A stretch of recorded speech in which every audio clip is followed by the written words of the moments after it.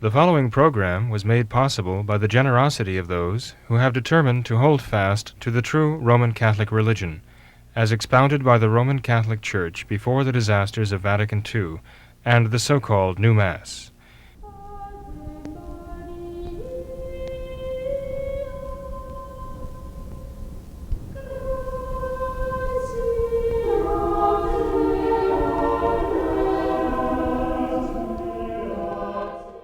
Welcome back to What Catholics Believe. This is another catechetical episode. In fact, the last session we had, I had finished reading Lesson 3 in the Catechism, Brief Catechism for Adults, and mentioned that because of modern-day atheism, I thought it would be necessary to actually give a little tutorial or a consideration of the problematic atheism of today, because it's different from the atheism of the past. I mentioned in the last program, for which this is kind of a sequel, that Sacred Scripture tells us that the fool says in his heart, there is no God. I mentioned we find that twice in the Psalms, Psalm 13 and Psalm 51. The fool says in his heart there is no God. He doesn't just say there is no God, he actually believes it. And because there are many who would say there is no God, but their actions prove that they're not sincere. They're just angry very often at something about creation, the way God made them, the way they got made creation. And they're upset about it, and they do blame God, and this is their way of fighting back by denying his existence. But we'll take a look at modern-day atheism for a few minutes, and I do apologize again for the kind of off-the-cuff nature of these conferences. I do gather some materials together, but the presentation is very much off the cuff. But it's impossible to do otherwise. It's impossible to do a formal presentation discourse, and so I ask you to please bear with. If it seems a little impromptu and a little disjointed, well, it probably is. And as a matter of fact, because of the impromptu nature of the talks, if you find something that's not quite right, if I misspeak, or if raise some questions, or even inadvertently come out with what sounds like a heresy, I pray you will bring it to my attention, and I'll certainly be happy to correct it. Now, the last program, which is dealing with Lesson 3 from the Catechism, talked about theism versus atheism. In the history of mankind, not only individual human beings, but the great civilizations have believed in God, and it's been very clear. They've had a great cultural practice. The great civilizations of the world have revolved actually around the worship of their gods, the placating of their gods, the invocation of their gods, as they called them. But these gods were kind of cartoon characters. Often they were nothing but superhuman sinners. I mean, even today we have the cartoonish idea of superheroes. Basically, human beings who have superpowers. We dream of these things, and this is actually part of our human nature to be able to think beyond our actual limitations, our physical limitations. In fact, when we dream up these superheroes, basically we're saying, well, there's a human being with the power of an angel. And the reason why we can think beyond our natural limitations is because we have souls that can go beyond the power of mere natural limitations to span time and not only the future but the past, to project beyond the present circumstances what the future may be, imagine the possibilities, and then we can go beyond them and make things happen that otherwise would not happen. We have these powers because God has made us in his own image.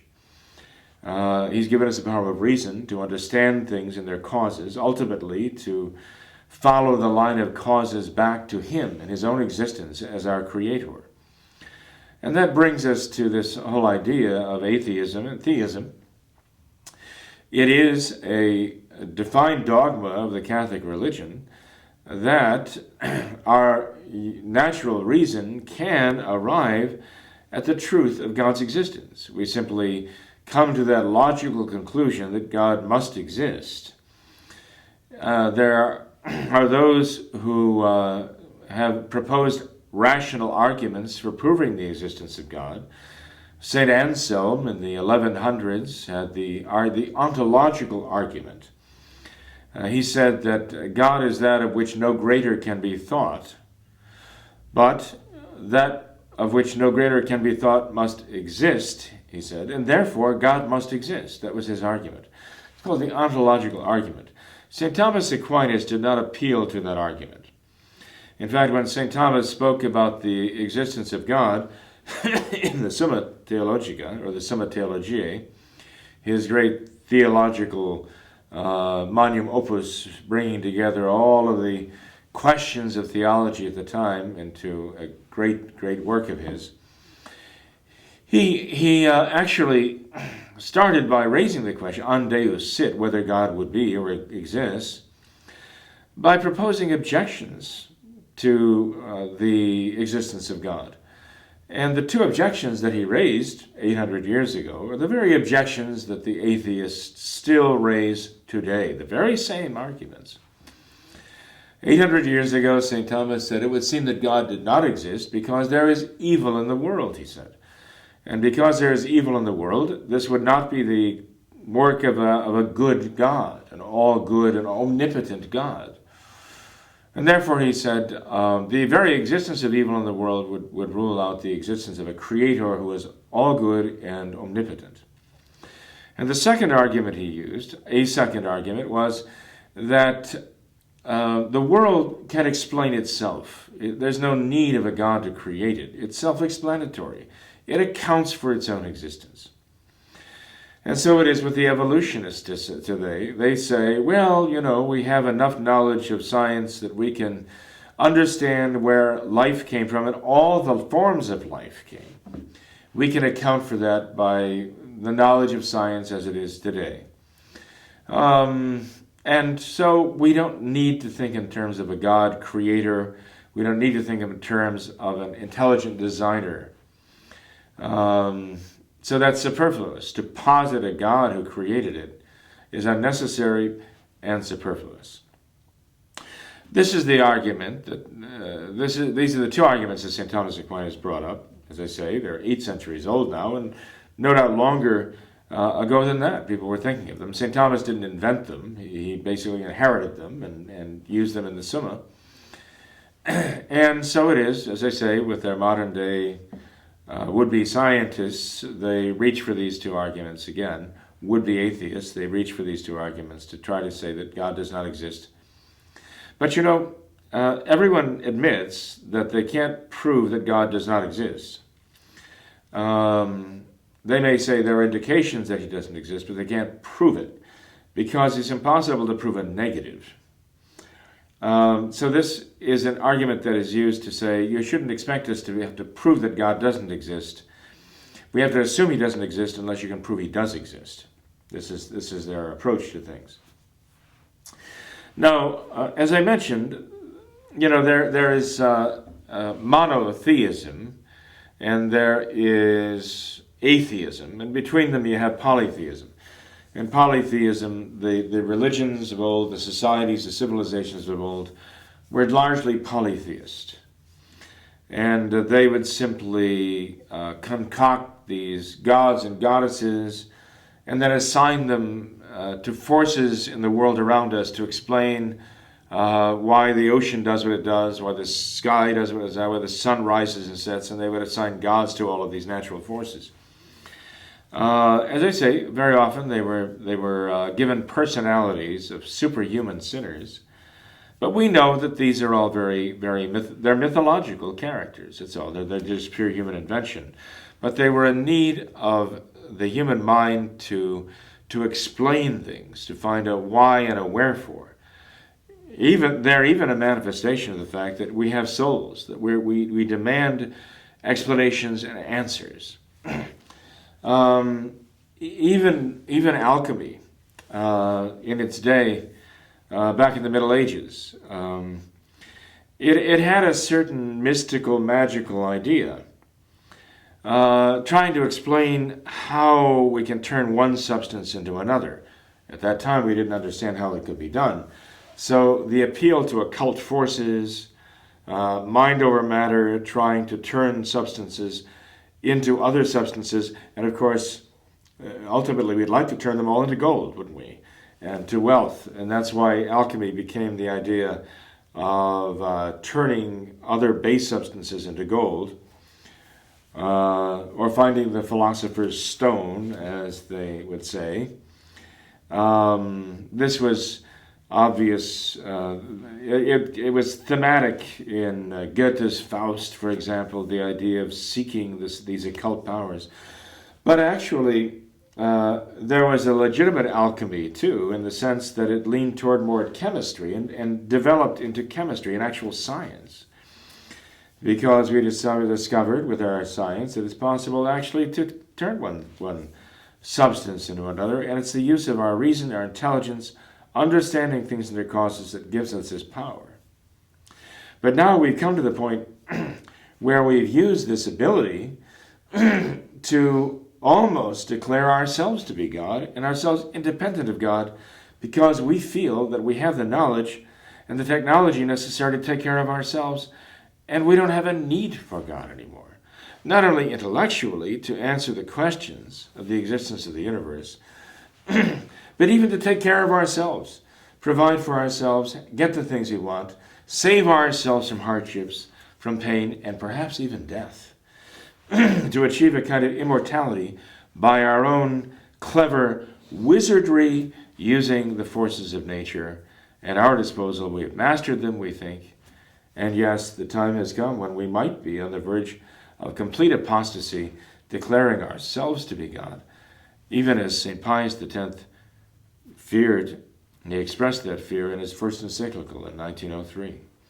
Maybe we're at that point where we're ready to declare ourselves to be our own gods. Where does this atheism, where does it come from? And what is the state of this atheism today? Well, it is caused by pride, certainly. It is a manifestation of the very first temptation of Satan, of Lucifer in the Garden of Eden, to Eve. Lucifer did not have to convince Eve that she was hungry to make her eat the fruit of the tree of the knowledge of good and evil. All he had to do is convince her that if she did eat of it and defy God, she would be her own God. That was the temptation. It was to her pride. It was not to her stomach. And so Eve bit, thinking that this would make her God, knowing good and evil, able to make her own rules for herself, be independent of the God who made her. This is a temptation that has been a constant drumbeat throughout history, through Gnosticism, that we are really God, and we need to acknowledge that we are God, and we need to defy the God who created the world and imprisoned us here, and assert our own divinity, right down to the modern theosophists who claim that their Lord Maitreya is going to come into the world as the teacher of mankind. And what will he teach mankind? He will teach mankind that mankind is God. The same theme throughout, from the beginning to end, Lucifer's downfall. Be your own God. This is what is the temptation. He always brings back that temptation.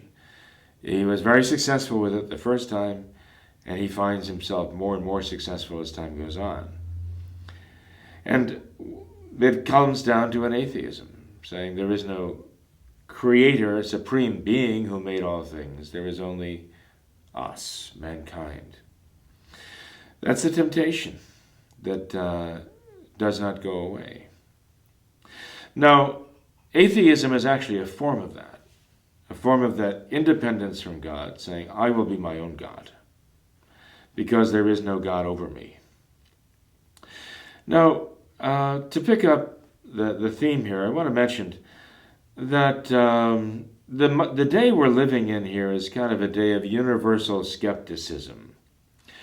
What we've done is basically withdraw our minds from reality. And we don't believe that there is an objective reality, but we believe that basically each individual constitutes his own reality for himself.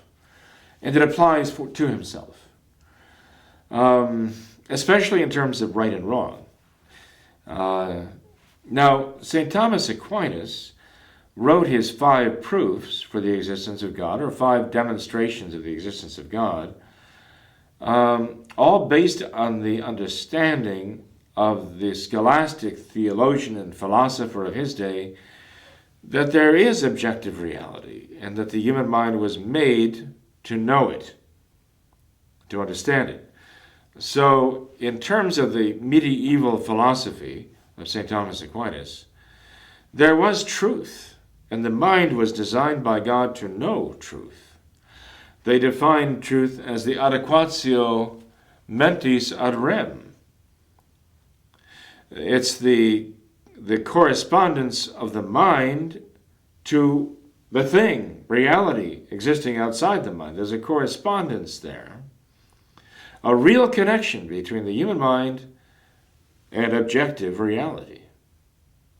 So when St. Thomas Aquinas posits his 5 ways of knowing the existence of God, he's dealing with that basis, that the mind was made for truth, and truth is there.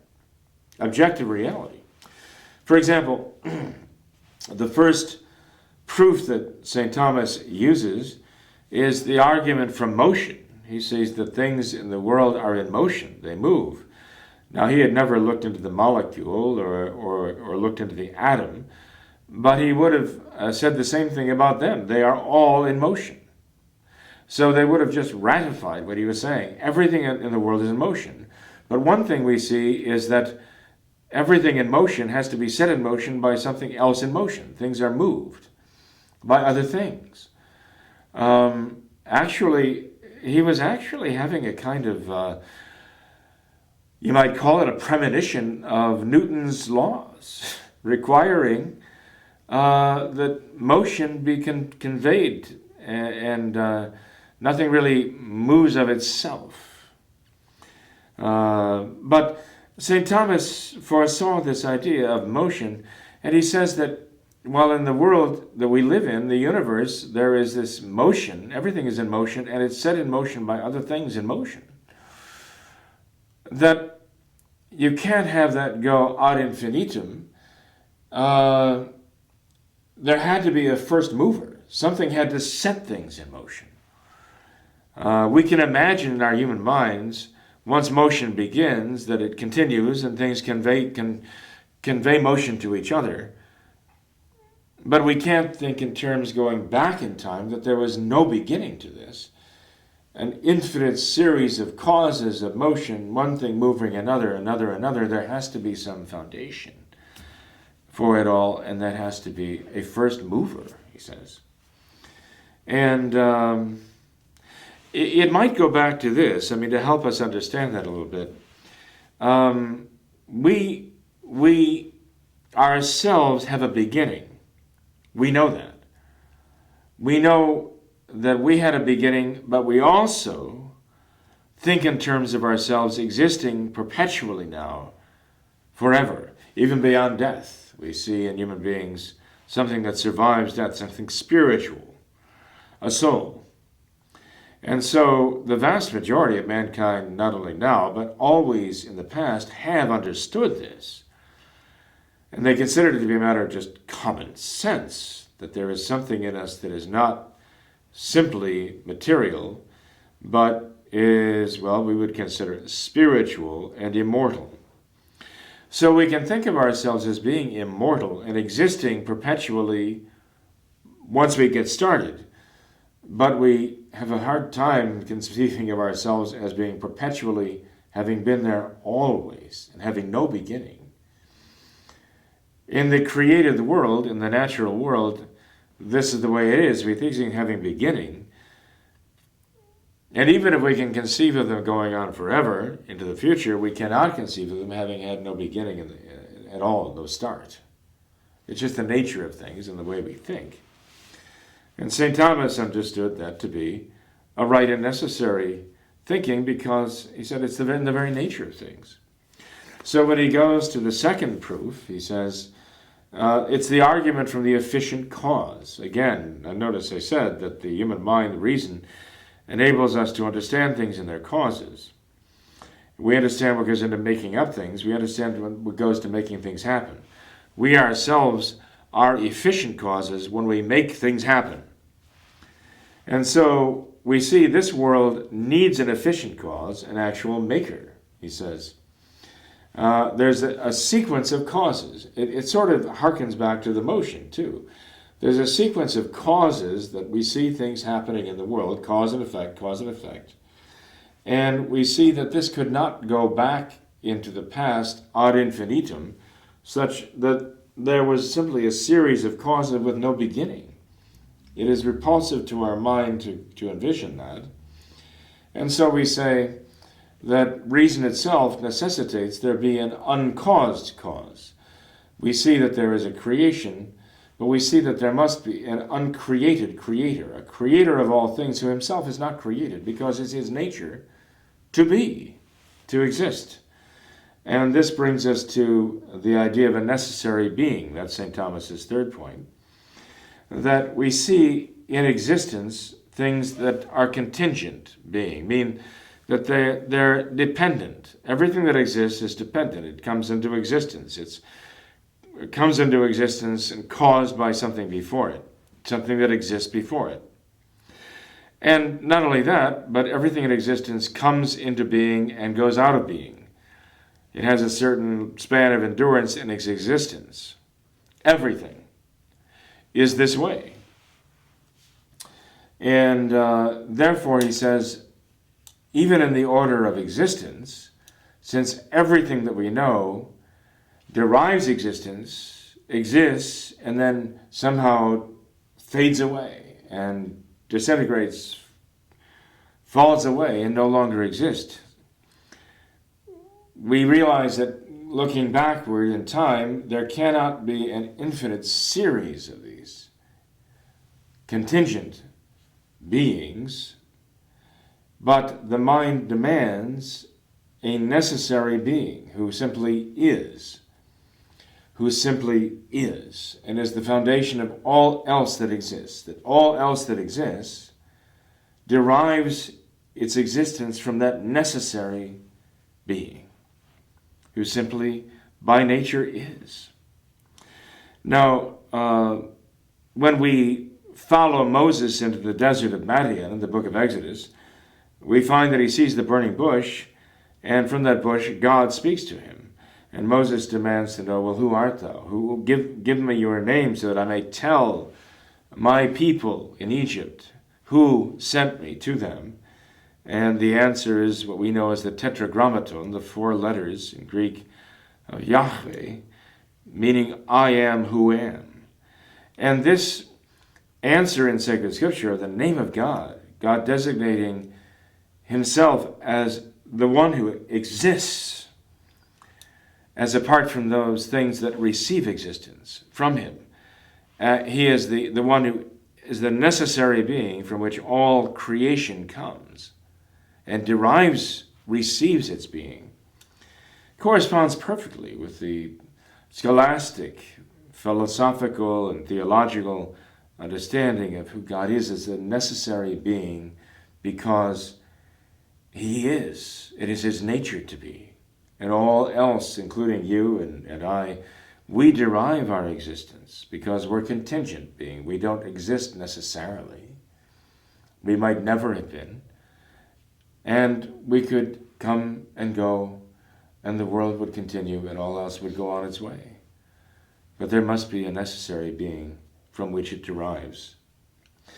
St. Thomas's fourth argument is the argument, is the argument from gradation of being. He says that in existence we find perfections, we find powers in all that exists. In the rocks themselves, he says, we find the perfection of existence as opposed to simply non-being, non-existence. There's the perfection of existence. That's the first act of anything, to exist, he says. But then beyond that, we find powers in life, in vegetative life, certain powers of reproduction, nutrition. We find perfections in sensitive life of the animals, seeing and hearing, interacting with the world around them, estimating the world around them, being able to respond to it on a purely naturalistic animal level. But then we find in the world also, we find human beings with their power of reasoning and their power of actually manipulating the things in the world, understanding the causes and making things happen.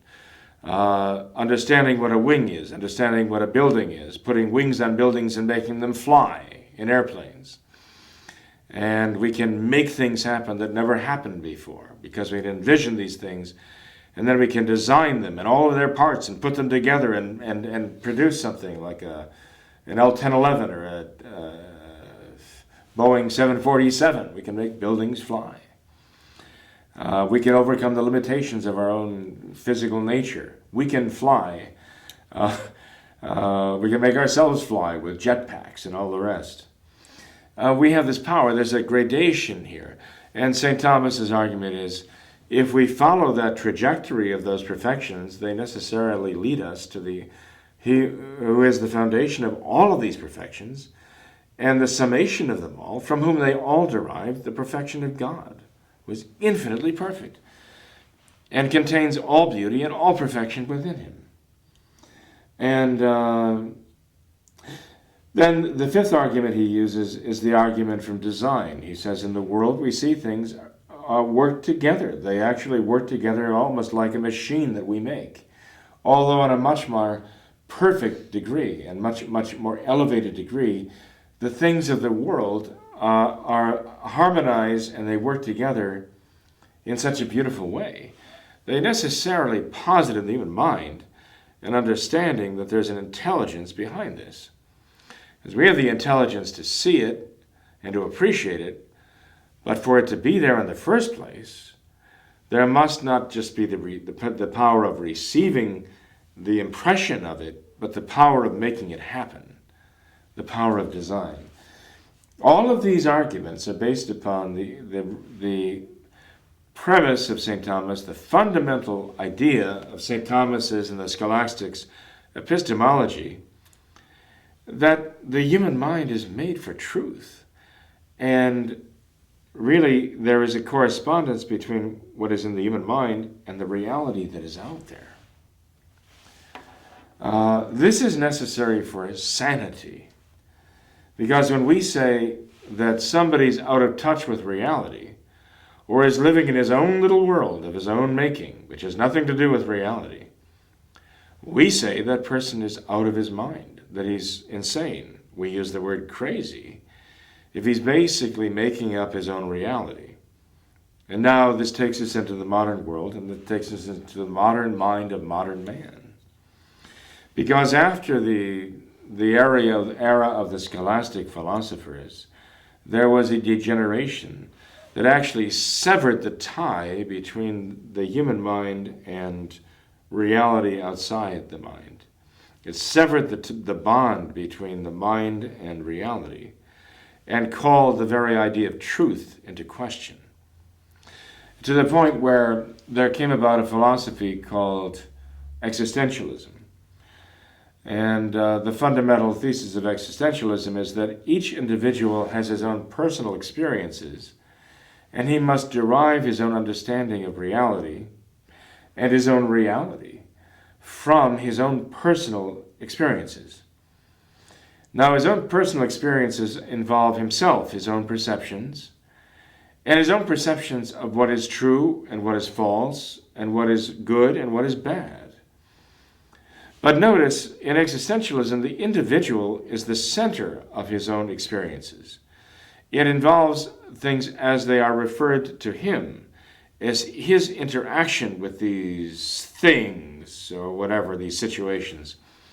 So he is meant to interpret them for himself and derive his own sense of what is true for him and what is good for him, what is false for him and what is bad for him. But it's all about himself or herself individually, the arbiter of what is true and false, good and bad. And it all has to do with how it affects him or her. So the ultimate upshot of existentialism is we basically try to define our own reality as we experience it, as it revolves around us. So you find in modern times when our young people go off to college, they are hearing, well, that is true for you, but that's not true for me. That's your experience, but that's not my experience. So you have your truth and I have mine. And that may be bad for you, but it's not bad for me. Abortion? Yeah, you're against abortion. So you say that, yeah, in your world, abortion is bad, but I'm not living in your world because I have my own experiences. For me, abortion is something good. It serves a very good purpose. It affects me well. It serves my purpose. And the sense is, how dare you impose your reality on me? How dare you impose your morality on me? Your reality and your morality apply to you. Don't impose them on anyone else. Certainly not on me. That is an act of aggression, and I will see you as my enemy if you think that I have to accept your reality and I have to follow your morality. It's the modern mentality that we're dealing with today. And it goes back to philosophical ideas of what truth is. And if there even is such a thing as truth, objective truth that binds us all, objective morality that should bind all of us, because there's an objective good and an objective evil, objective truth or objective falsehood. These all actually can only derive the objectivity of all from a creator. When we've severed the tie with our creator, then it's every man for himself, every woman for himself, every child for himself or herself. Everybody makes up his own reality according to his own personal experiences, and we have a world full of people who are out of their minds. They're insane. Everybody's making up his own reality, and he is the God of his own world. He creates his own world around him. So what is good is what makes me happy. What is bad is what makes me sad.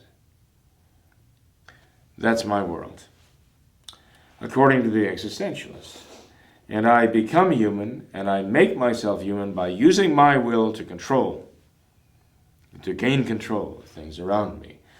So you have the world of Friedrich Nietzsche, for example, who said God is dead. You have the world of an Adolf Hitler, who learned from Nietzsche the necessity of imposing your will upon the world around you as you see it, and have the triumph of the will, imposing your will. That's what makes you human. In the eyes of Jean-Paul Sartre, the great in the eyes of the world anyway, existentialist atheist. Impose your will, that's what makes you human. And until you can impose your will, you're not human. Your will is your humanity. And what's left, if you're an existentialist, that's what makes you human. Something has to do it. And so the existentialist says there's no such thing as human nature. There's only the human condition. We share a condition. Human nature implies that there's a God who designed us and created us. So we don't want to use the word human nature anymore. That's something objective. No, there's the human condition, which we all share, more or less, human condition. Death and taxes, that kind of thing. We all have to deal with these things. It's just a condition, not something that is of its very nature of things or our nature. It's just the world that we find ourselves immersed in.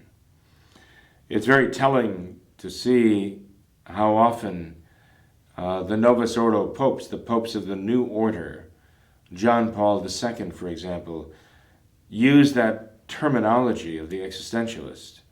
Human condition, not human nature. Faith as an experience, not a truth that is conveyed and revealed by God. But then John Paul II was an existentialist. He was an existentialist personalist, we're told. After he abandoned his training in scholastic philosophy and theology, he adopted the philosophy of existentialism. Now, I'm sorry, to get back to the matter at hand, I don't want to get too far afield here. I just want to point out the difference between the thinking of a St. Thomas and the thinking of a modern man raised in this idea that there's a separation, a divorce of the mind, including his mind, from any objective reality. And it is up to him to interpret reality for himself. There are very grave consequences. It has led us to this modern atheism, which is much different from the atheism of the past. You see, when in the past one proposed the proofs of St. Thomas Aquinas to the human mind, you could actually have a conversation with people in the Middle Ages on the basis of matters of truth and falsehood. You could have a reasoning process and have an actual argumentum with them, a rational discussion with them, but you can't do that with modern man. You can't have that rational discussion with a modern atheist, really. The modern atheist does not place any value on the arguments of St. Thomas Aquinas. And really what it comes down to is the modern atheist cannot think in those same terms of St. Thomas Aquinas, because they involve objective truth and the idea that the human mind is made to know that truth. Because the modern atheist doesn't have that background or even that rational foundation to understand the arguments of St. Thomas Aquinas, let alone respond to them, the modern atheist hears the argument of St. Thomas Aquinas and says, well, I don't know, that doesn't make sense to me. These mean nothing to me. I mean, take, for example, a modern atheist, Richard Dawkins, probably the most famous atheist in the world. Prior to Richard Dawkins and Sam Harris and Christopher Hitchens, and even before Isaac Asimov, there was a man named Anthony Flew, F-L-E-W, who was kind of the standard bearer for the philosophical atheists in the whole world. I mean, Anthony Flew, from the time he was a young man growing up in England, was carrying the torch for intellectual atheism. And he was the inspiration, or maybe the desperation, for atheists around the world who would read his writings and considered him to give the philosophical underpinnings and foundation for arguments of atheism. Anthony Flew has now been largely disavowed by the modern atheists because Anthony Flew has converted to believe there is a God. Maybe not in the way that we Christians believe, Catholics believe, but in terms of the arguments even of Aristotle. Anthony Flew actually has come to believe that there is a divine, what we would know as a divine being, a creator, from whom all creation came. He even wrote a book on the subject. He got about 80 years old back in the 1990s, and he wrote a book entitled There Is No God. He crossed out the word no in the title and put in red the letter A to read, There Is a God. And the reason he put the title, There Is No God, crossing out the no and putting an A there, is to show that he had changed his mind. And now he explains his reason. He says that modern scientific findings have actually convinced him that there must be a God, a designer, an intelligence behind all of this.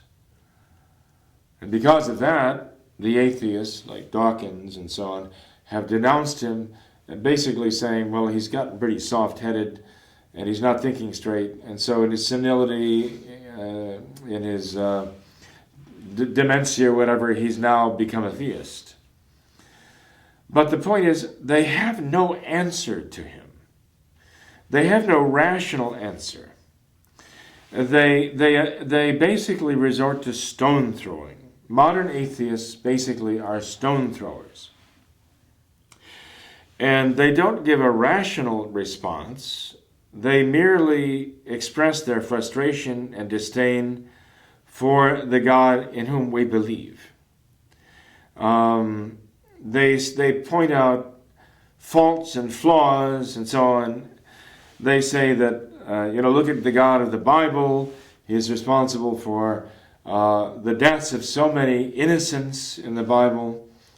This shows that he's bad and we can't accept him.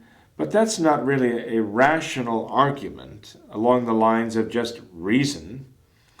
It just shows they don't like him. They find him unacceptable to them personally.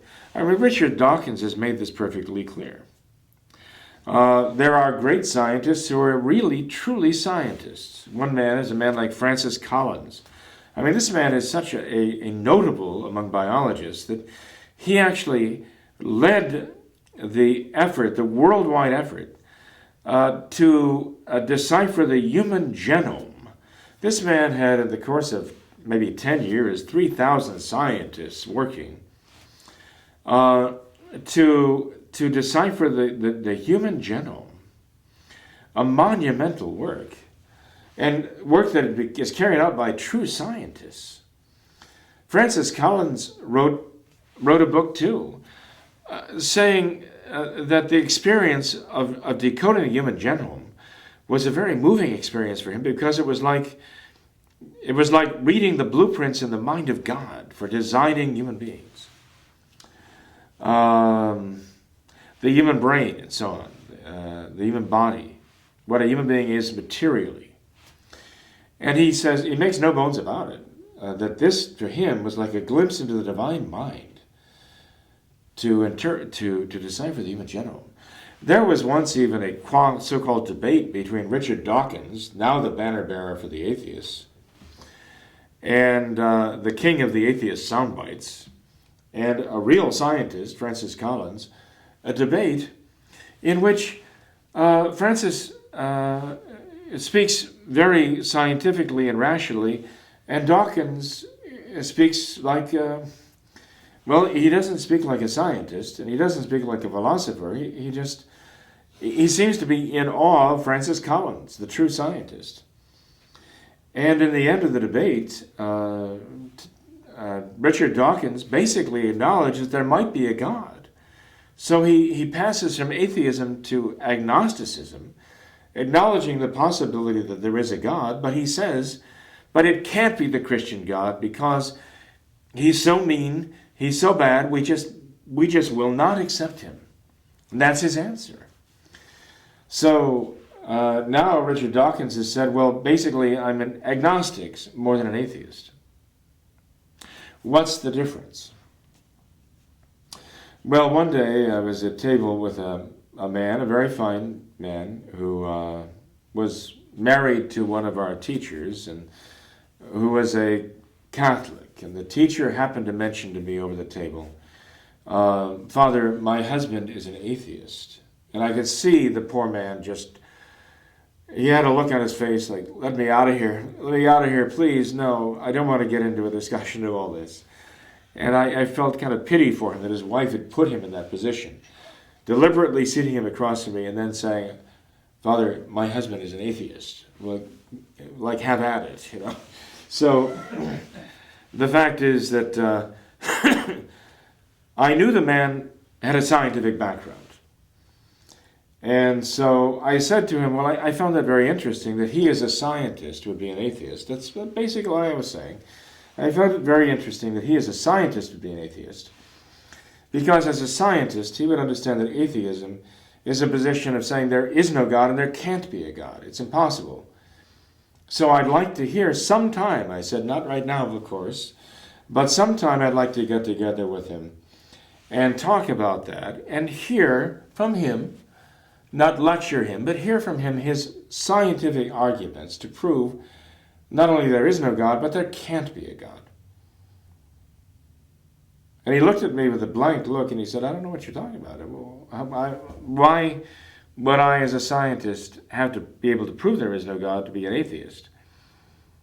And I said, well, because of the very nature of atheism. I mean, if you believe that there could possibly be a God, then you wouldn't be an atheist, you'd be an agnostic.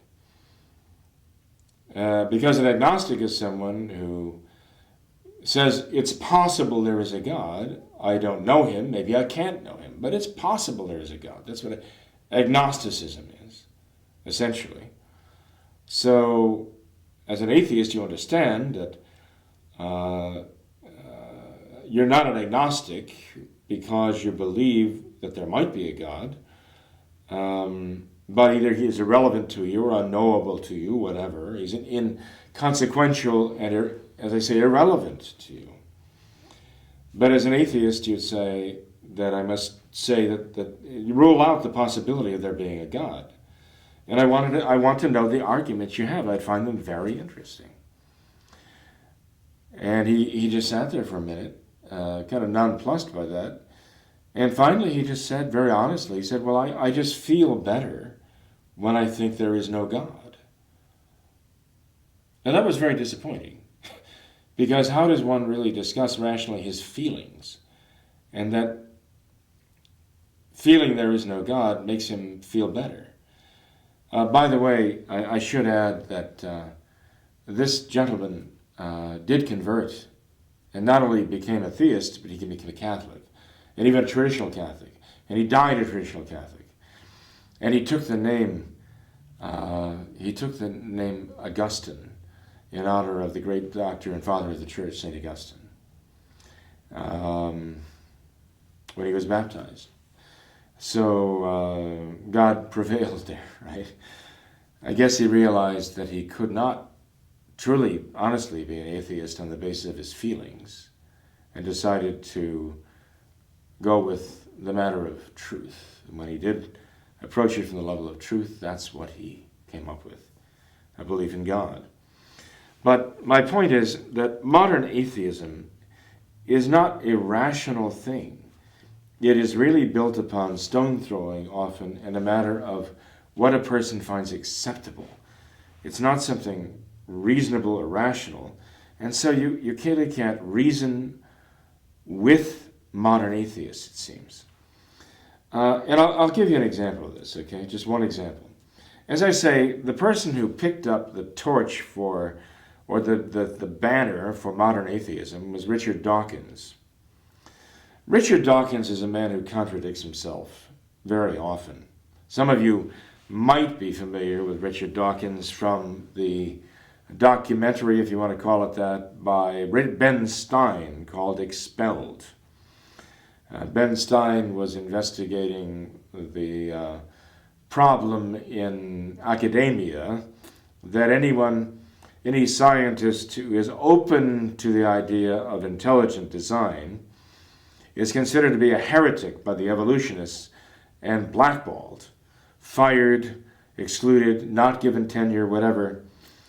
And Ben Stein thought this was evidently very unjust and went about interviewing scientists who had been blackballed and penalized for, even though they might have been evolutionists themselves, at least thinking it was fair to give a hearing to intelligent design. And for that very reason, even the fact that they were open to the possibility of allowing someone to talk about it. They were anathematized by the dogmatic evolutionists and their religion of evolutionism. Ben Stein talked to evolutionists, scientists on faculties who thought that basically they should have the witch burning of the intelligent designers, as though they were heretics. They should be banned from academia and teaching, and so on. Ben Stein's documentary is a very interesting and entertaining work called Expelled, and the program lasts, I think, about an hour and a half or so, hour and 20 minutes. But at the end, he comes to, of all people, Richard Dawkins, and he's interviewing Richard Dawkins. And Stein raises the question with Dawkins, well, where did life come from? And Dawkins just very matter-of-factly says, well, there are various theories today among the scientists, and he mentioned the idea of panspermia, that life was seeded here on the earth by coming to us, let's say, on a comet or a meteorite from outer space, and that there's some kind of civilization out there in some other part of the universe. Hey, by the way, that's why there's this great effort to find planets, and planets like Earth, where life might have evolved. So this idea that life came to us from outer space somewhere, panspermia, has been around for quite a while. And so when scientists look at meteorites, meteors, comets, they actually look for signs of water. Liquid water is necessary for life as we know it. They're looking for carbon-based life, or the potential for it. And this led Richard Dawkins to comment, of course, if life was seeded from another planet where there was intelligent life, then it must have been designed or fabricated by intelligence on another world. And immediately Ben Stein, you can see, freezes and looks at Richard Dawkins with this look of wonder and says, do you mean to say that Richard Dawkins believes in intelligent design? That life on Earth is a result of intelligent design? Isn't that what you just said? And Richard Dawkins immediately throws it into reverse and tries to back away from his own statement. So you catch him in an unguarded moment, and he actually comes out with something rational to try to explain life on Earth. But that unguarded moment immediately has to revert back to the party line of the evolutionists. No, there can be no intelligent design. It simply evolves by happenstance here on Earth. Well, Richard Dawkins, actually in one of his books, referred to the proofs of St. Thomas Aquinas for the existence of God. And he singles out this argument of St. Thomas from gradation, that you have this hierarchy of perfections in the created things.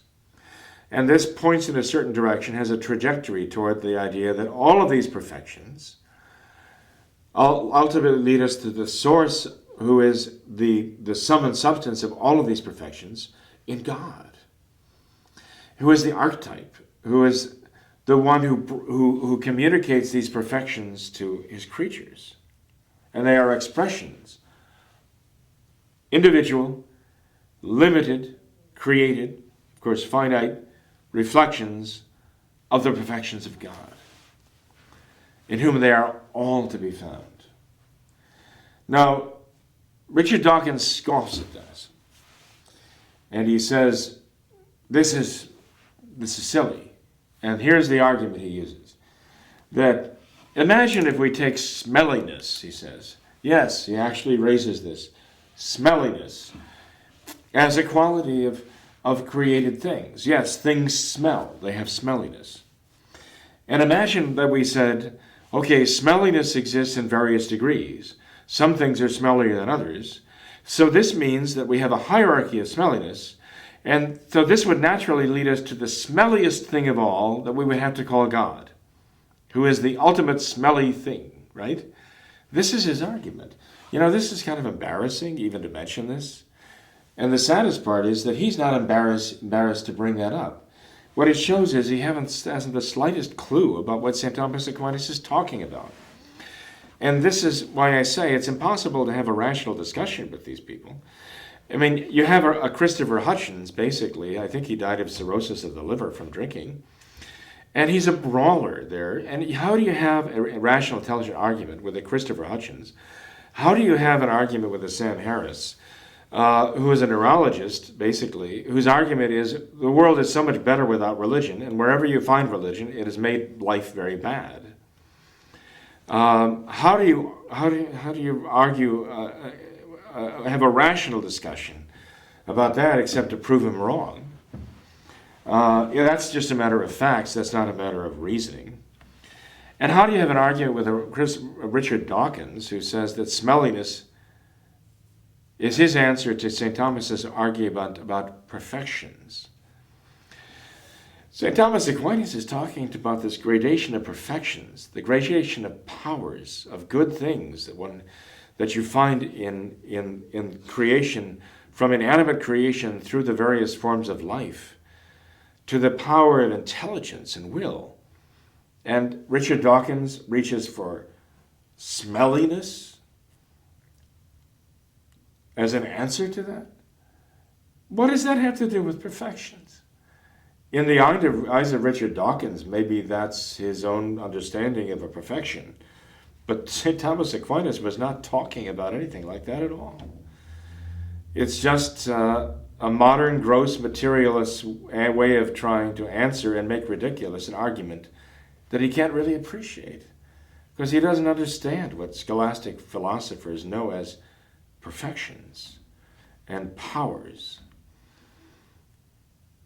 Smelliness is not among them.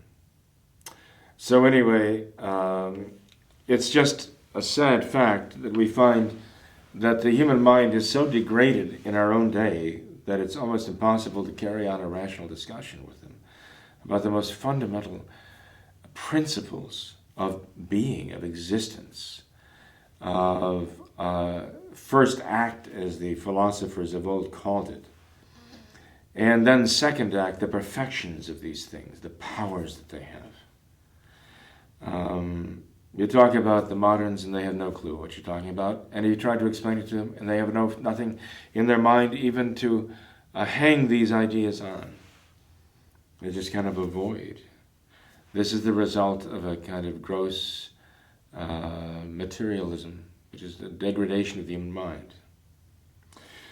Now, this is not just merely meant to be a rant. It is really meant to try to situate the problem of modern atheism and what we have to deal with. And it is necessary to get into talking about this with some depth when we are looking through the Catechism. Because our converts, and even our Catholics who are cradle Catholics, who are trying to learn the Catechism and understand their faith a little better, perhaps much better, they are dealing with people in the world who are prey to modern atheism. And in the modern world, what we find statistically is that the number of believers in God is not diminishing. Their percentage or proportion of the population is remaining pretty constant. The number of those who believe in God, however, is being challenged more and more by the growing atheism that are taking over more and more those who were agnostics and were marginal. Now they are becoming convinced atheists because of the atheist onslaught. It's very barbaric.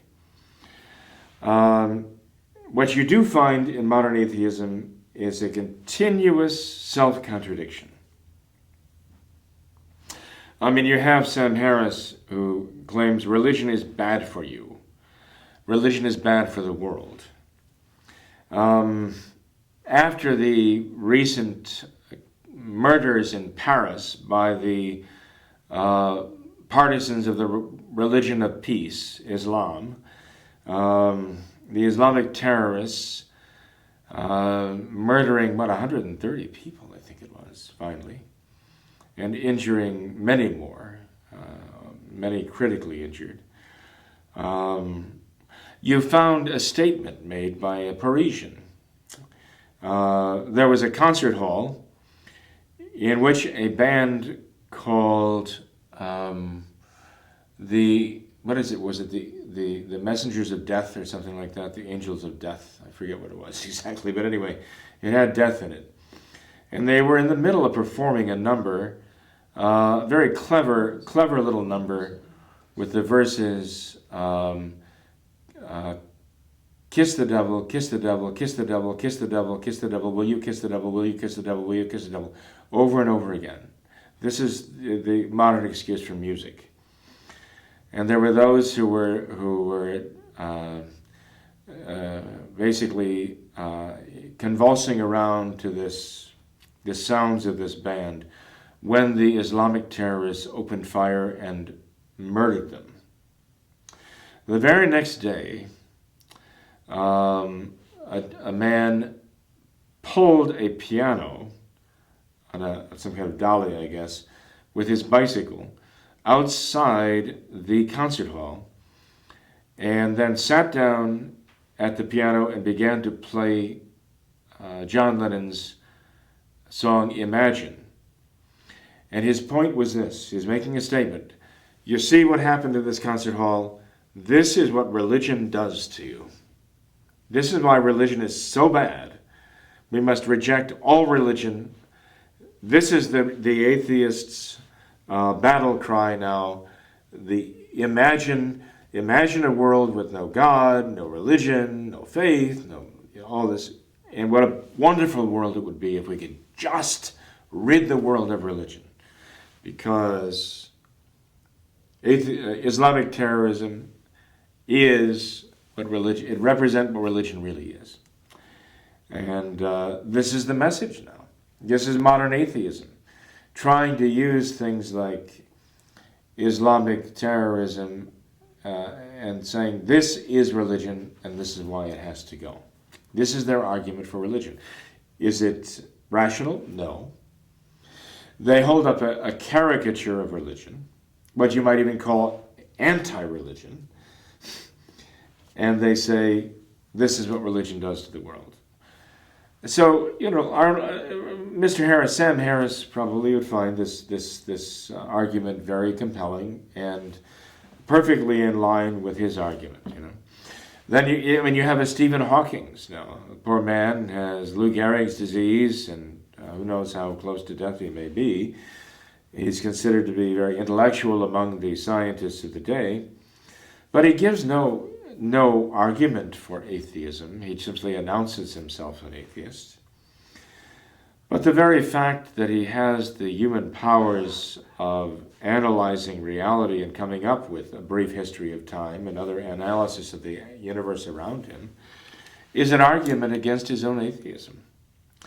You have an atheism such as Stephen Jay Gould. I think he's a biologist, rather famous biologist.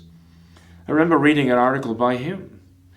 I was in Scientific American, as I recall. This was quite a few years ago.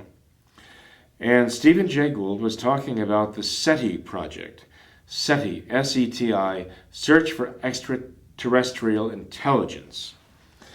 In pursuance of finding evidence of extraterrestrial intelligence, we human beings worldwide, across the lines of language and nationality, of tribe and religion, we have turned our radio telescopes to the heavens for years, searching for patterns of radio signals that would indicate to us intelligent life, that something out there or someone out there is broadcasting into the vast reaches of space a signal, a radio signal with a pattern that would indicate intelligence behind it.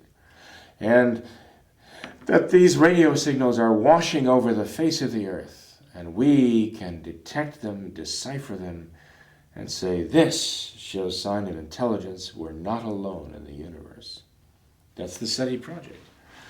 And Stephen Jay Gould, an atheist, an avowed atheist, says we have been listening for years. I think it was 10 years by that time. During that period of time, as I recall, again, my recollection could be faulty, but you get the sense of it anyway, has scanned 4 trillion wavelengths. That's a phenomenal number. I could be wrong whether it's 4 billion, 4 trillion, or 4 million. It doesn't really matter because the point remains the same. But I thought he said 4 trillion wavelengths, trying to find evidence of intelligence broadcasting itself through the universe. And in the course of this time, we came up with, 128 signals that sounded very promising, but we found out that almost all of them originated here on Earth. And the rest, the handful of the rest, were ambiguous, and scientists could not agree whether they were indication of intelligence or not. Point being, we have basically come up empty-handed so far. But we continue, he says, to scan the heavens for signs of intelligence, if only to prove to ourselves that we're nothing special. That was the bottom line, that we're nothing special. That we're not alone, that we are not the sole proprietors of reason and intelligence in this universe.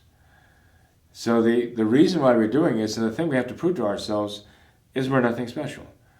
And I thought to myself, Mr. Gould, please, this is absurd. You're too intelligent for this. You have just said we have fabricated radio telescopes. Through our years of research, we have made these things. We have populated the earth with these radio telescopes, and we're scanning day and night for radio signals coming from the vast reaches of the universe, sending messages that we have the intelligence to decipher and to recognize intelligence when we find it. And we've scanned all of these millions, billions, trillions of radio frequencies. And we're doing all that. And then in the end you say, we're doing this to prove we're nobody special. Don't you see, we are very special. We are very special. That is very impressive what we've done. Not impressive in the sense that it should make us think that we're gods. It should make it very impressive that we are so unique on the face of the earth that we can take our powers, our sense of powers of seeing and hearing and touching, and extend them to wavelengths of radiation to detect this and then decipher it. That's amazing. It's astounding. Yes, Mr. Gould, if nothing else, this whole endeavor has proven, or should prove to us, that we are indeed very special. And the reason we are special is because we are created in the image of God, who has given us the powers to go far beyond the limitations of our physical makeup, which you atheists would want to limit us to that. Nothing but materialistic clods of dirt, highly organized clods of dirt. And that's all you say we are. And yet we can do these things. It's because we have a soul, Stephen Jay Gould. It's because we have a soul. We have a power to reach beyond the mere carbon and oxygen and all the other chemicals that make up our bodies. We have souls. That's why we can do these things. Anyway, there's much more that could be said about Carl Sagan, another atheist who scanned the heavens as an astronomer, came down with cancer, died of cancer.